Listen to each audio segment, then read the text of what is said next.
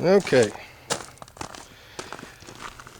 I'm gonna stand here or sit here and talk about a little bit of something here. Let me get this pan back out. This is a seal tool, seal remover tool.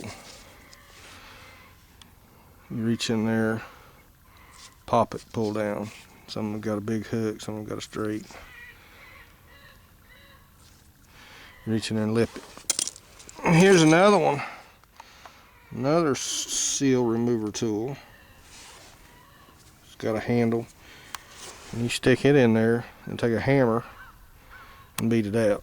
This is basically for bigger seals, truck seals and stuff. But there's two types of seal pullers. And this is a seal installator and a bearing tool and a race tool. A race actually. Your race goes on this end, and then your seals, you tap them in on the back side. And that's a whole set of them there for different stuff. I got a big one for my big tractor trailer axle seals. You don't actually have to have a Mac. They make them, I think AutoZone carries some, and everybody's got their own little brands, but they're well worth the money if you do them yourself. And the reason why I got Mac is because I did it for a living, so I needed good stuff because I don't want to buy them 3 times a year because I use them every day. I do have a 30. I counted my splines. I got a 30 spline axle.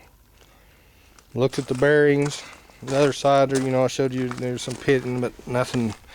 I'm just going to drive this one until I get the other one built. So I don't want to really spend too much money, but I definitely don't want to put it in there and then have a bunch of oil run out and then I got to sit here for another day or two. So I'm going to clean that edge right there with my screwdriver. I also use lithium white grease to go inside the seal. And the other axle over there has got a little bit of a groove in there. I took some emery cloth and polished it up good a little bit. That one's good and smooth. The other side had a little groove. It still may leak, but I don't, like I said, I don't think it will, but you never know because those seals cut grooves in there. But this is just a old screwdriver. I've ground on the tip of it, you can tell. I just use it for reaching in there getting this crap out of it. That's where water was in it and it started rusting. So I just go all the way around and see it falling out down there. Just clean that up real good. And you can see it. I don't want to change the bearings in it because, like I said, I want to build another area and I'll put all new pinion bearings. That whole damn thing can be done. So I just want to get it out of that truck because I know that one's bad. And this will buy me a little time, which that's what I'm after because I don't have a whole lot of money. I have a little time. The snow will be here tonight. Apparently it's getting more depths to it. It's awful pretty day today. It's probably back up to 35 now. It's not too awful bad. The wind's calmed. But anyhow, got down in there and I looked. This bearing here is in pretty good shape. Didn't have no bearing chipping or flaking. So that's a good sign. But emery cloth, this is emery cloth. That's emery. It's hard to find. I can't just go buy it anymore. I have to order it. Use that to polish shafts with, or get some 600 grit if you're going to polish a crankshaft. But that I just kind of polish it up. But this one here I'm probably not going to mess with because it looks really good. But I may scuff it because you want that seal to have a new surface to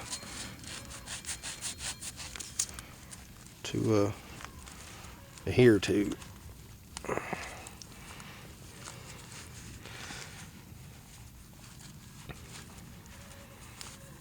Make sure there's no burrs or nothing. You nicked it coming out.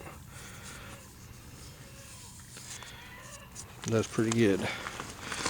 I want to go ahead and install that axle, put my clips, my little C-clips back in there, got them both out. This is what fell down in the pod. That's a little C-clip. Pretty common. General Motors had a pretty good idea with the 12 bolt. The best rear end that I like the most is the 9-inch Ford, because you can actually just change the third member, just pull the guts out of it and swap another ratio in pretty quick without having to go through the setup phases on these.